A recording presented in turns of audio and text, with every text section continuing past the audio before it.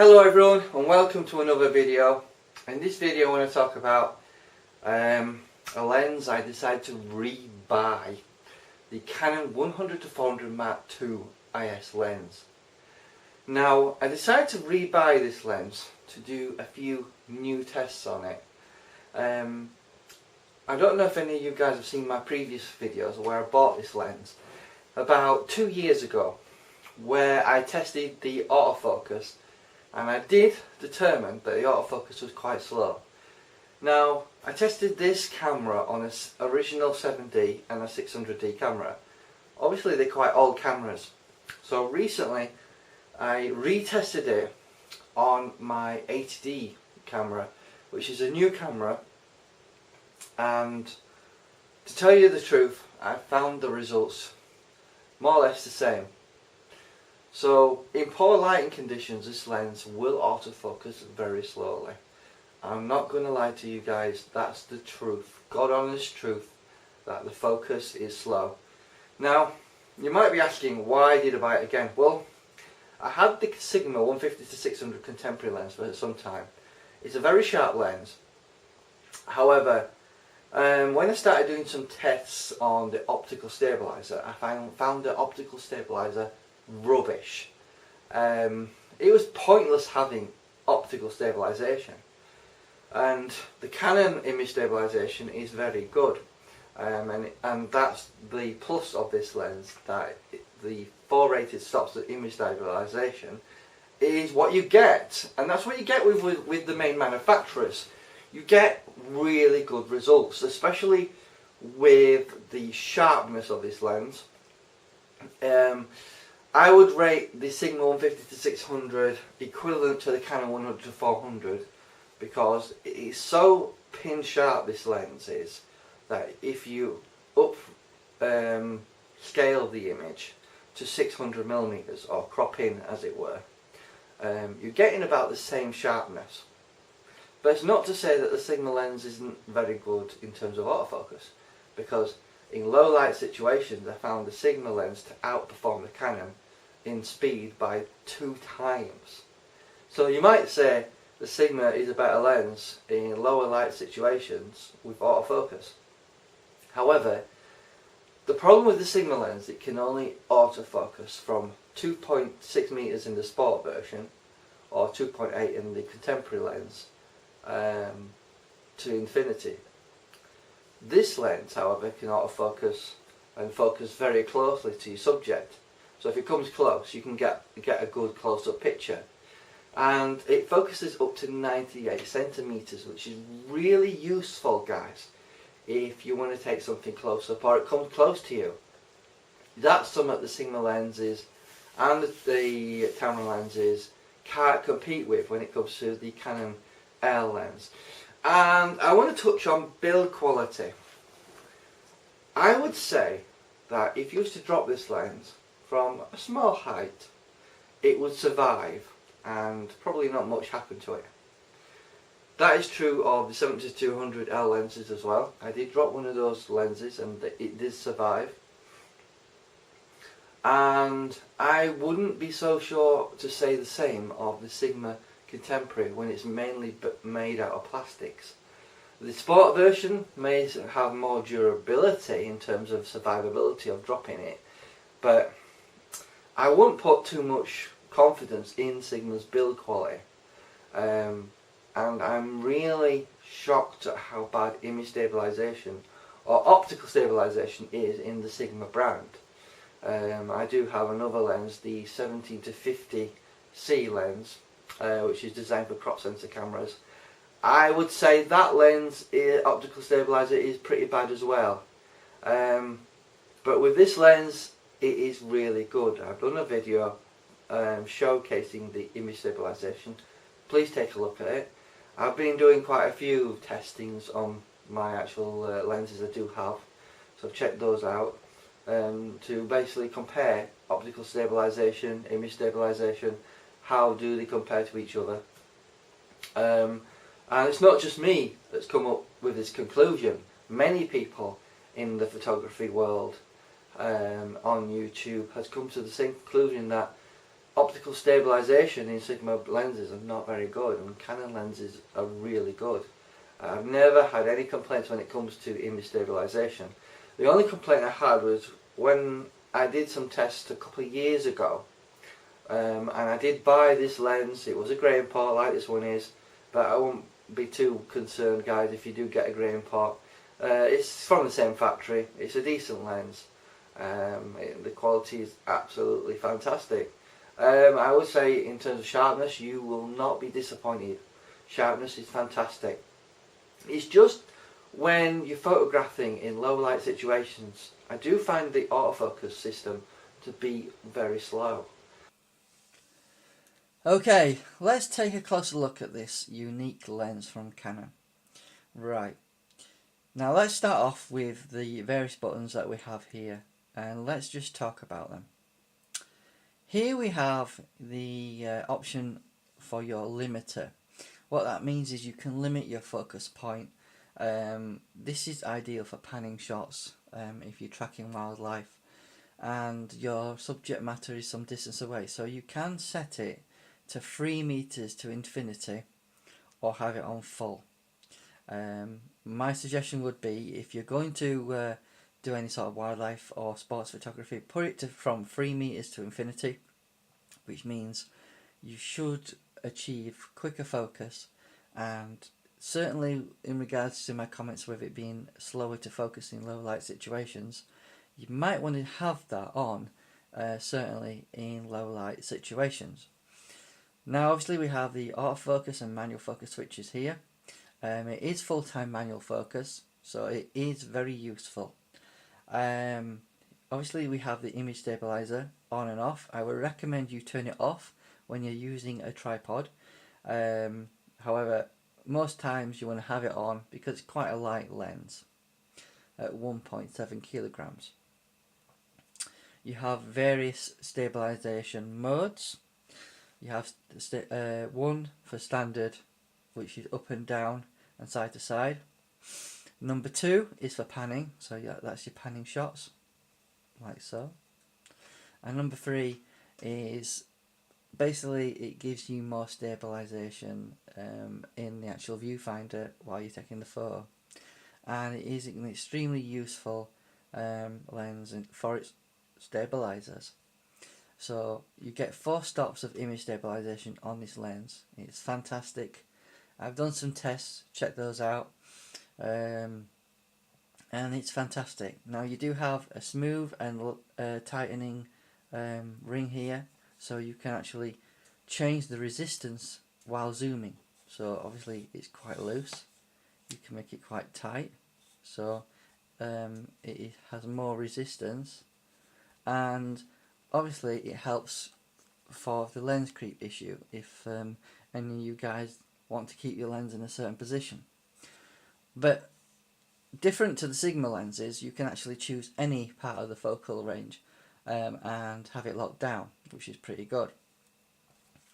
Obviously we have the tripod mount here. Now you can't remove the entirety of it. You can obviously adjust the angle of the lens, so if you want to have it upright and away, you can do. The foot itself, all you have to do is unscrew it, and it does take some weight off. If we can just take that off for you so you can see it coming off.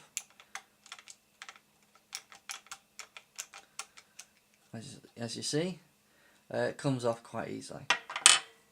The filter thread for putting filters on, and I would recommend that when you buy a lens you do put some sort of UV protection filter on the front, is 77mm. The lens is protected by a multi-layered air sear coatings, which obviously lessen the likelihood of ghosting and any sort of flaring. You can't reduce flaring to 0, unfortunately, but it does help to have a special coating on the front of the lens. Now it is 21 elements in 16 groups, so there is a lot of elements in there, but it's an L lens. The thing with an L lens is it's very durable, and even if you drop it, there's a good chance it will survive. Now, it is fully weather sealed, so there is a rubber gasket going all the way around there, protect it from liquid, water and moisture. And obviously on the front part of the lens it also is protected in terms of preventing basically dust entering into the zooming mechanism. It isn't, no lens is 100% weather proofed. However, Canon puts a lot of effort and development into making them weather sealed. So if you go out to Alaska or Africa, it should be protected against the elements such as water and moisture and obviously dust that you might experience in Africa, for example. So it does come with a unique lens hood, which is very solid on there, and it does have a lock-in button on there. So it is locked on there, so it won't come off easily, which is good because I have lost lens hoods before. And it has a little window opens up, so if you do have a polarizer filler, you can put your finger in there and adjust it without having to put your finger on the front of the front element and possibly put smudge marks on the front. And it's a unique lens in terms of its aperture, f4.5 to 5.6 LIS USM. Obviously the image stabilization, as said, gives you up to 4 stops of image stabilization, so that's 4 increments of shutter speed, 4 increments of aperture, or 4 increments on your ISO. Focusing is reasonably quick in good light. However, I have experienced it, as said, in low light situations the focus is a little bit on the slow side. Other lenses are slightly faster in lower light. However, I do have this paired with the Canon Mark II 70-200, and it is a good pairing if you want to have the best of both worlds. Now, one thing that you can do is put a 2x extender on this. You will lose autofocus completely, so it will be manual focus. But if you put a 1.4 extender on, that will give you the equivalent of 560mm. You will be able to achieve autofocus providing you have one of the new bodies that allow to autofocus at f8. And as you can see, it's a quality lens. A good focus ring there, so it's quite large, unlike many of the other lenses such as the Sigma, which are quite narrow, apart from the sport version obviously. But it is quite big and quite a decent grip for the actual zooming action. So I will do another video, and I hope that the next video I produce, which will be a comparison between the 100-400 Mark II versus the Mark II 70-200 with the 2x extender. I know Tony Northrup's done the video on that, but I think it warrants doing a new one based on which combination is better. The one thing you can't do with the 70-200 with the 2x extender is you can't extend it even more, such as the 100-400. If I put the 1.4x extender on there, that I can achieve autofocus at f8 in good light, it should be pretty good. I will have a focal length of 560mm on full frame cameras, so you do get close to what the Sigma offering is. However, you will find this lens quite a bit sharper. So for now, I'll just wrap this up and continue with the video. And I did find the Sigma lenses and the Tamron lenses to outperform the Canon in that regard. So basically, if you're photographing in a still life environment with poor lighting, this lens will struggle where the Sigma and Tamron lenses won't. I didn't realise that, and I didn't know that, because many YouTubers on YouTube have tested this lens, said it's fantastic, its autofocus is fantastically quick. In good lighting situation, yes, it focuses quick. I would still say the Sigma lens is quicker, and probably the same as the Tamron in autofocus speed and tracking.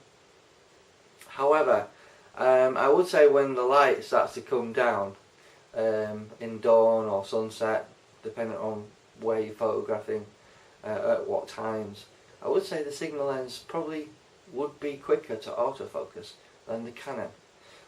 But I just wanted to do a video and explain the reasons why I decided to rebuy this lens. Because it is sharp, it is quality product, don't get me wrong. Obviously some people might feel that 400mm is a bit short, but if you stick that on a crop sensor camera, you're going to get 640mm.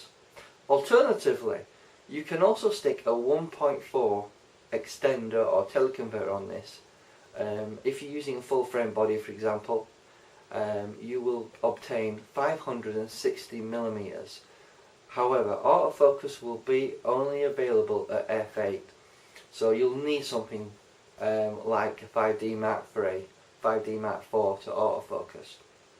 I believe the 6D Mark II can autofocus at f8 as well.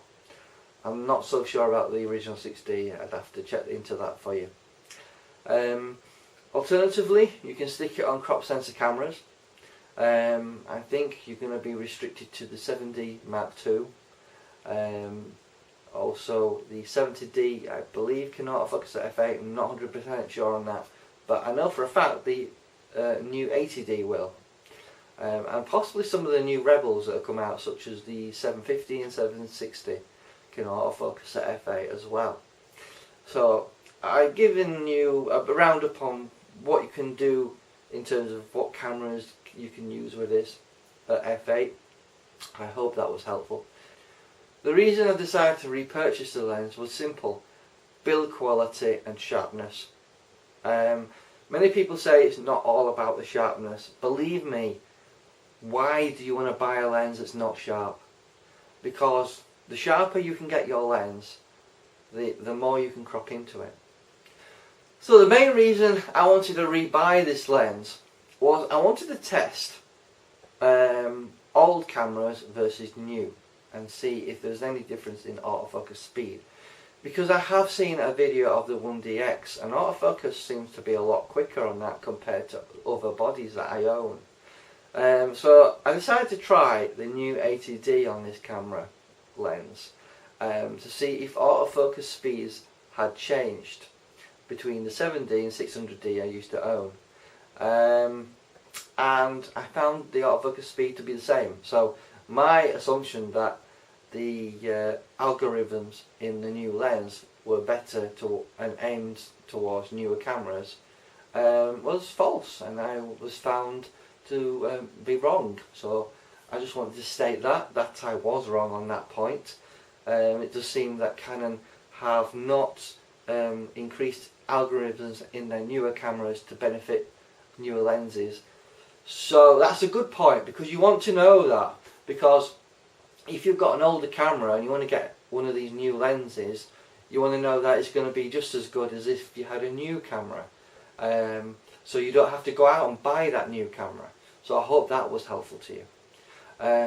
But the main reason for me buying it is its sharpness and its durability and its build quality. The one thing I do like about Canon products is they do last. And thank you for watching this video, and I hope it was informative.